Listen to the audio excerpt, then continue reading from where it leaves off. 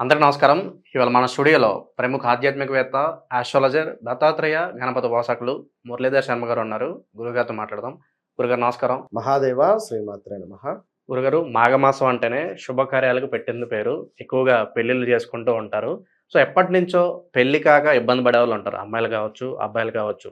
సంబంధం కుదరకో ఏదో కారణాల వల్ల పెళ్లి కాక ఇబ్బంది పడుతూ ఉంటారు. అటువంటి వారికి ఈ మాఘమాసంలో ఇట్టే పెళ్ళైపోయేలాగా మంచి రెమెడీ ఏదైనా ఉంటే తెలియజేయండి గురుగారు.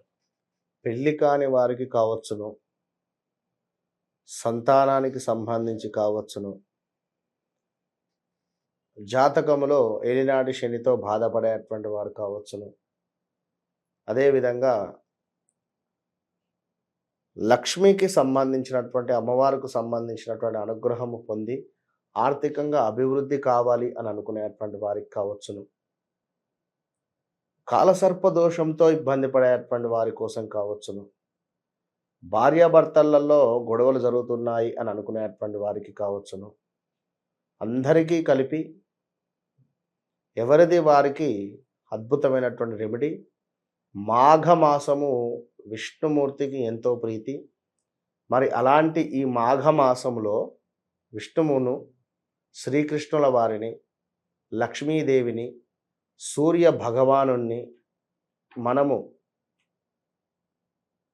వారిని పూజించడం వల్ల మనం వారిని తో కనెక్ట్ కావడం వల్ల అద్భుతమైనటువంటి ఫలితాలు ఉంటాయి. అది ఏది చేసినా కూడా మన ప్యూర్ హార్ట్, మంచి మనస్సును మించినటువంటి దేవాలయం లేదు అని ప్రతి వీడియోలో చెప్తాను. నా ఉద్దేశం కూడా అదే. కనుక మంచి మనసుతో ఉండే ప్రయత్నం చేయండి. వారి బిడ్డకు వివాహం సెట్ అయింది, నా బిడ్డకి ఎట్లా? అయ్యో వాని కొడుకు సెట్ అయింది, నా కొడుకు ఎట్లా? మంచి సంబంధం సెట్ అయింది, మన నా బిడ్డకు మంచి సంబంధం వస్తుందా? తంతే పరుపుల పడ్డాడు. ఈ ఏడుపు, ఈర్ష ఇవన్నీ ఉండకూడదు. ఏం మాట్లాడద్దు. బీకామ్ అంటే మళ్ళీ బీకామ్ అది కాదు. Be silence, patience. అది జరిగిందా? Okay, calm. అంతే. నా కూతురుకు మంచి సంబంధం వస్తుంది, నా కొడుకుకు అద్భుతమైనటువంటి మన కోడలు లభిస్తుంది. అబ్బా, వాని కోడలు అత్తను బాగా సాధిస్తుంది, మంచిగా అయింది చెప్తే విన్నదా ఆమె? ఆ సంబంధం వద్ద అన్నీ వద్దు, మాటలు మనం ఏది మాట్లాడద్దు. కనుక చాలా ఓపికగా సంతోషంగా ఉండండి. ఏదో జరిగిపోయింది అని, జరుగుతుంది అని మీరు అరవడం మూలకంగా మీకు హెల్త్ రిలేటెడ్ ఇష్యూస్ కావచ్చును, నెగిటివిటీని మనము కమాన్ అని పిలిచినటువంటి వారి ఉంటాం. కనుక అలా ఉండకుండా ఓపికగా ఉండండి, అర్థం చేసుకోండి. అంతే. విన్నరా? మాఘమాసంలో వచ్చేటువంటి శనివారాలు ఎన్ని ఉన్నాయో చూసుకొని ప్రతి శనివారం కూడా ఒక జాకెట్ పీస్లో కొంత మినప్పప్పు, నల్లగుండు మినప్పప్పు, అదేవిధంగా నల్ల నువ్వులు మూటగట్టి ఎవరికైనా బ్రాహ్మణులకు కానీ లేదా లేని వారికి కానీ దానంగా ఇవ్వండి. దేవాలయం బయట బిచ్చగాళ్ళు ఉంటారు, వారికైనా దానంగా ఇవ్వండి. దాంట్లో ఒక 500 పెట్టండి, ఎంతో సంతోషపడిపోతారు. ప్రతి శనివారం చేయండి. ఆర్థికంగా ఎంతో పురోగతి లభిస్తుంది. భార్యాభర్తల గొడవలకు సంబంధించి కూడా అద్భుతంగా ఉంటుంది. ఈ శనికి సంబంధించినటువంటి ఇబ్బందులలో ఎవరున్నా కూడా తొలగిపోతాయి. ప్రతి శనివారం చేయండి. మాఘమాసంలో ఉన్న శనివారం ప్రతిరోజు కూడా ఇంట్లో తులసి మొక్క వద్ద దీపారాధన చేసి కొంత పాల చుక్కను ఒక గ్లాసు నీటిలో వేసి ఒక 2-3 పాల చుక్కలను ఆ యొక్క తులసి చెట్టు మొదట్లో పోయండి. దీంతో పాటుగా ప్రతిరోజు దీపారాధన చేయాలి తులసి చెట్టు దగ్గర, ఏదైతే గమనించుకోండి. ఇక ప్రతిరోజు కూడా ఈశ్వరునికి అభిషేకం చేయాలి. అది ఎట్లా అంటే కొన్ని నల్ల నువ్వులను నీటిలో కలిపి రాగి పాత్రలో తీసుకొని, లేదా స్టీల్ చెంబు అయినా కూడా తీసుకొని, స్టీల్ చెంబు తీసుకొని కొన్ని నీళ్లు పోసుకొని అందులో కాస్త కొన్ని నల్ల నువ్వులను వేసి ఈశ్వరునికి ఓం నమ శివాయ, ఓం నమ శివాయ, ఓం నమ శివాయ అనుకుంటూ అభిషేకం చేయండి.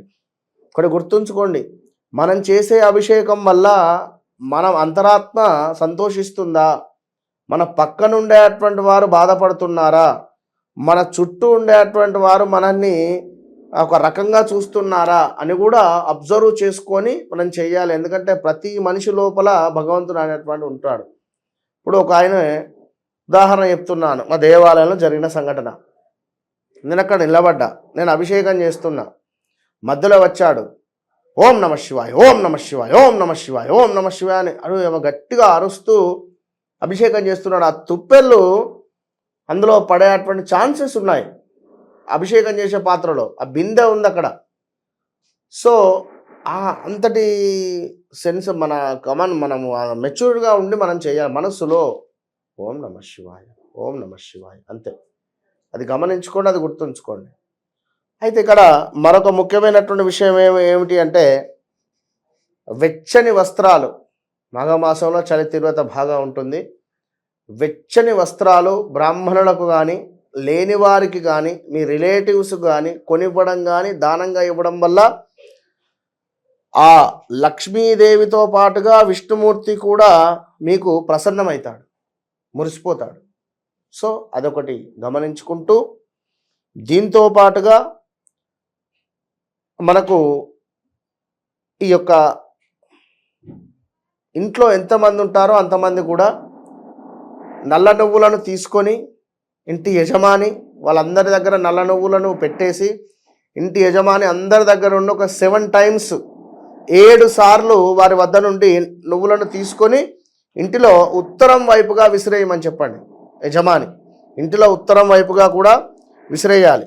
దీని వలన అద్భుతమైనటువంటి ఫలితాలు ఉంటాయి. ఇక సూర్యుడు కావచ్చును, లక్ష్మీదేవి కావచ్చును, కృష్ణుడు కావచ్చును, అదేవిధంగా విష్ణువు, వీరిని పూజించడం వల్ల ఈ మాఘమాసము మనకు అత్యద్భుతమైనటువంటి మాసంగా మారబోతూ ఉన్నది. ఇక మరొక ముఖ్యమైనటువంటి విషయం ఏమిటంటే నెమలిక. నెమలికని ఎవరైతే తెచ్చుకొని వారి వద్ద అంటే వారి పాకెట్లో కానీ, లేదా వారి బుక్లో కానీ, వారి యొక్క బ్యాగ్లో కానీ, వారి యొక్క పర్సులో కానీ, వారి యొక్క కారులో కానీ పెట్టుకోవడం వల్ల కృష్ణుని యొక్క ప్రీతి లభిస్తుంది. ఎందుకు కృష్ణుని ప్రీతి లభిస్తుంది అంటే కృష్ణుని యొక్క తలపై ఎప్పుడు ఉంటుంది. కృష్ణుని తలపై నెమలిక ఉండడానికి యొక్క అంతరార్థం ఏమిటయ్యా అంటే శ్రీకృష్ణుల వారు ఒకసారి మురళిని వాయించగా, అంటే ఫ్లూటును వాయించగా, ఎప్పుడు కూడా రాధ వద్ద నెమలులు విపరీతంగా ఉంటాయి. సో ఆ కృష్ణుడు మురళిని వాదించినటువంటి ఆ యొక్క స్వరాలకు నెమలులు నాట్యం చేయగలుగుతూ, నాట్యం చేయడం ద్వారా నెమలులతో పాటుగా రాధమ్మ కూడా నాట్యం చేస్తూ ఉండగా, నాట్యం చేస్తూ చేస్తూ చేస్తూ సాక్షాత్తు శ్రీకృష్ణుల వారి వద్దకు రావడము, ఈ నెమలులు కూడా అన్ని రావడము, అందులో నుండి ఒక నెమలీక ఊడిపోయి కింద పడి ఆ నెమలీక కూడా నృత్యం చేసినటువంటి సందర్భంలో భాగంగా ఆ కృష్ణుడు స్వామి ఎంతో మురిసిపోయి ఆ నెమలికను తీసి రాధా అమ్మకు చిహ్నంగా ఆ నెమలికను తీసి తన తలపై పెట్టుకుంటాడు. మరి నెమలిక మరొక విశేషం ఏమిటి అంటే శత్రు చిహ్నం ఏమిటంటే నెమలికి పాముకు అసలే పడదు.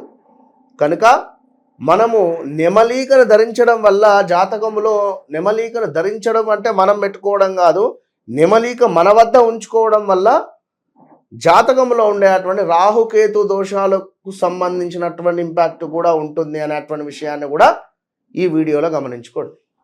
సో మాఘమాసంలో ఈ అద్భుతమైనటువంటి పరిహారాలు చేసి వివాహం కాని వారికి కానీ అన్నింటికి సంబంధించి ముక్తి మార్గం వెతుక్కోండి. మహాదేవ.